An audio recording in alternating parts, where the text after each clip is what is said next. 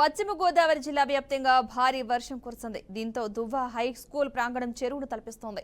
స్కూల్లో నీరు చేరడంతో విద్యార్థులు స్కూల్కు వెళ్లడానికి అవస్థలు పడుతున్నారు.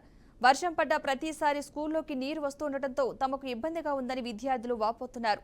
పాఠశాలలో తరగతి గదుల్లో వర్షపు నీరు చేరుతూ ఉండటంతో తాము స్కూల్కి వెళ్లలేకపోతున్నామని వారు ఆవేదన వ్యక్తం చేస్తున్నారు.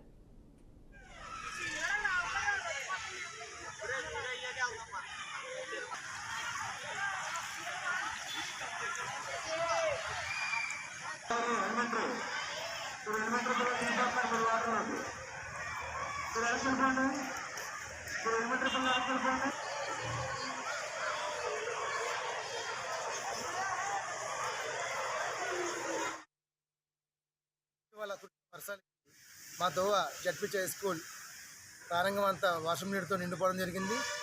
ఈ హై స్కూల్ ఇలా జరగడం కారణం హైవే రోడ్డు మా స్కూల్ మీద హైట్ ఉండడం, హైవే మీద వెళ్ళే వర్షపు నీరు కూడా డ్రైనేజీ ద్వారా హై స్కూల్లోకి రావడం, అలాగే నీరు లాగకపోవడం వల్ల ఈ పిల్లలకు చాలా ఇబ్బందికర వాతావరణం నెలకొంది.